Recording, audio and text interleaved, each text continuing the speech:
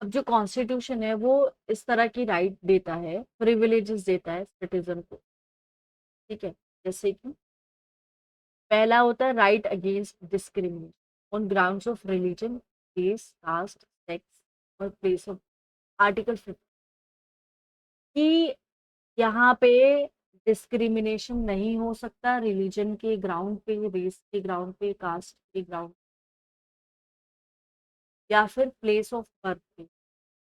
Second जो point है वो है right to equality of opportunity in the matter of public employment, ठीक है। Right to equality of opportunity matter public, equal opportunity मिलनी चाहिए सब। फिर आता है आपका थर्ड, थर्ड क्या है, right to freedom of, freedom of speech होना चाहिए, एक्सप्रेशन होना चाहिए, असेंबली होना चाहिए, या मूवमेंट होना चाहिए, रेसिडेंस।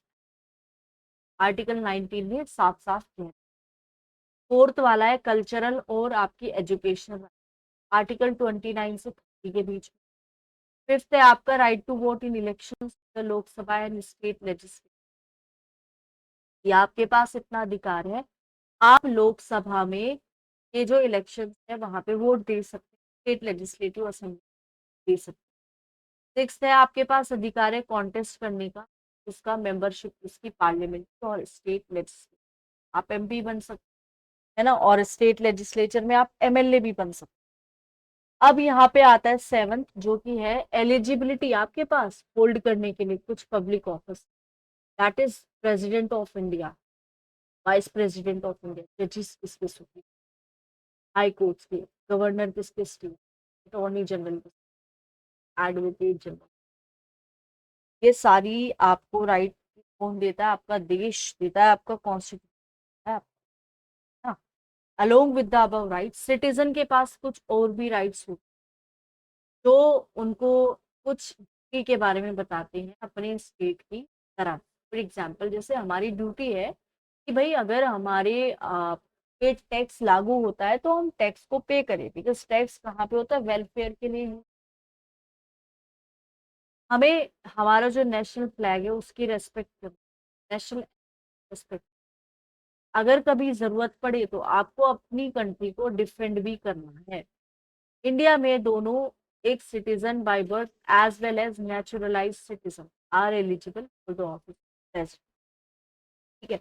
दोनों ही एलिजिबल है इंडिया में, एक तो जो सिटीजन है इंडिया के बाय बर्थ जो हुए हैं, दूसरा क्या है जो आपके सॉरी नेचुरलाइज जो सिटीजन है, जैसे कि अदनान सामी। तो अदनान सामी ने कैसे किया था, इंडिया की सिटीजनशिप जो ली थी वो उन्होंने बाई बर्थ नहीं ली थी, वो उन्होंने कैसे ली थी, नेचुरलाइजेशन की प्रोसेस से ली थी।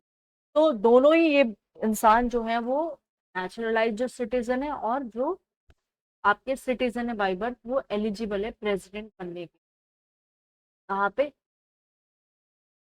जबकि यूएसए में सिर्फ जो एक सिटीजन होता है जो बर्थ से वहां पे, नेचुरलाइज सिटीजन कभी भी वहां का प्रेसिडेंट बन सकता है। लेकिन हमारा जो बता सकती है, ठीक है। अब कॉन्स्टिट्यूशनल प्रोविजंस की बात करते हैं, क्या क्या प्रोविजन है। कॉन्स्टिट्यूशन डील करता है सिटीजनशिप, आर्टिकल 5 से आर्टिकल 11 के अंडर पार्ट। अब ये जो है इससे पहले का जो भी था वो पार्ट 1 में था, अब हमारा आता है पार्ट 2 शुरू हो जाता है कॉन्स्टिट्यूशन, आर्टिकल 5 से लेके आर्टिकल 11 तक। ये कंटेन करता है neither any permanent NOR any elaborate provision in this, ना तो कोई परमानेंट है ना कोई एलैबोरेट प्रोविजन है इस रिगार्ड। ये सिर्फ आइडेंटिफाई कर देगा कि कौन जो पर्सन है जो बन सकता है सिटीजन इंडिया का at its commencement on January 26, 1950, ठीक है। 1950 जो जब हमारा कॉन्स्टिट्यूशन था, इट डज नॉट डील, 1949 में हमारा कॉन्स्टिट्यूशन आ गया था, 26 नवंबर या 23 नवंबर को, 26 नवंबर। तो ये डील नहीं करता प्रॉब्लम ऑफ एक्विजिशन और लॉस ऑफ सिटीजन और सब्सिडी, सिर्फ ये बता देगा कि कौन बंदा सिटीजन है कौन नहीं है। ये नहीं बता रहा है कि अगर कुछ एक्विजिशन जो है प्रॉब्लम आ जाती है, सिटीजन का लॉस या फिर एक्विजिशन के रिगार्डिंग ये कुछ नहीं बता रहा, ठीक है। पावर एम्पावर कर दिया पार्लियामेंट को इनेक्ट करने के लिए law to provide for such matters and any other matter relating to citizenship. Parliament जो है वो लॉज बना सकती है, शौक से बनाए, इसके रिगार्डिंग सिटीजनशिप के रिगार्डिंग।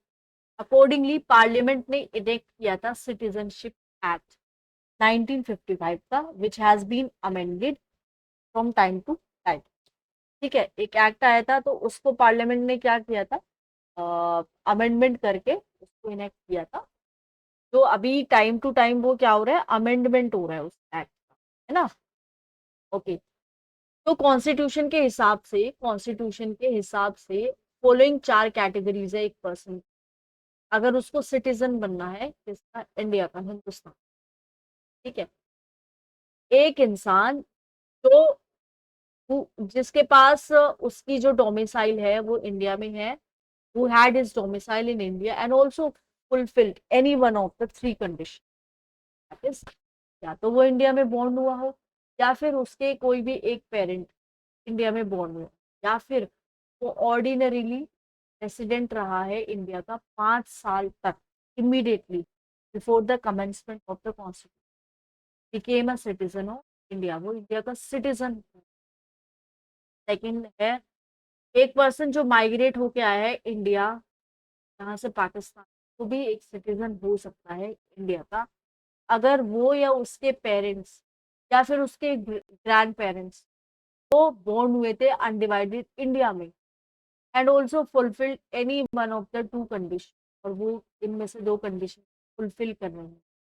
जैसे कि इन केस ही migrated to India before July 9, वो जुलाई 1948 से पहले इंडिया को माइग्रेट हो गया था, तो वो या ऑर्डिनरीली रेसिडेंट रहा since the date of his migration, या फिर इन केस वो माइग्रेट हुआ है इंडिया पे ऑन और after July 1948, he had been registered as a citizen of India, but a person could be so registered if he had been resident in for 6 preceding the date of his application, okay? Third क्या आता है, एक person जो migrate होता है कहाँ पे, पाकिस्तान में इंडिया से मार्च 1 1947 के बाद, लेकिन वो बाद में रिटर्न वापस आ गया था इंडिया पे रीसेटलमेंट के लिए, वो भी एक इंडिया का सिटीजन बन सकता। इसके लिए उसको रेसिडेंट होना है इंडिया का 6 मंथ्स के लिए preceding the date of his application for registration. जैसे जब उसने एप्लीकेशन दी है रजिस्ट्रेशन, तो 6 महीने तक उसको रहना है हिंदुस्तान। फोर्थ वाला क्या है, फोर्थ है भाई आपका कि एक पर्सन को या फिर उसके पेरेंट्स या फिर उसके ग्रैंड पेरेंट्स बोर्न हुए थे अनडिवाइडेड इंडिया में, बट जो ऑर्डिनरीली रिसाइडिंग है इंडिया से बाहर, वो भी एक इंडिया का सिटीजन बन सकता है अगर उसने रजिस्टर कर दिया है as a citizen of India by the diplomatic और consular representative the country office, whether before और आफ्टर द कमेंसमेंट कॉन्स्टिट्यूशन। तो प्रोविजन कवर करता है ओवरसीज जो इंडियन है, तो वो we want to acquire India की सिटीजनशिप लाना चाहते। अगर हमें सम अप करें तो प्रोविजन डील करता है सिटीजनशिप को ऑफ अ पर्सन जो डोमिसाइल्ड है इंडिया में, जो माइग्रेट होके आए हैं पाकिस्तान से, जो पर्सन माइग्रेट हुए हैं पाकिस्तान में लेकिन फिर बाद में वो इंडिया में ही आ गए हैं, person of Indian origin reside outside India, India के ओरिजिन के हैं लेकिन वो बाहर रह रहे हैं, ठीक है, इंडिया से बाहर रह रहे हैं। Other 2 constitutional provision with respect to the citizenship are as follows. पहला है कि no person shall be a citizen of India और be deemed to be a citizen of India if he has voluntarily acquired a citizenship foreign state।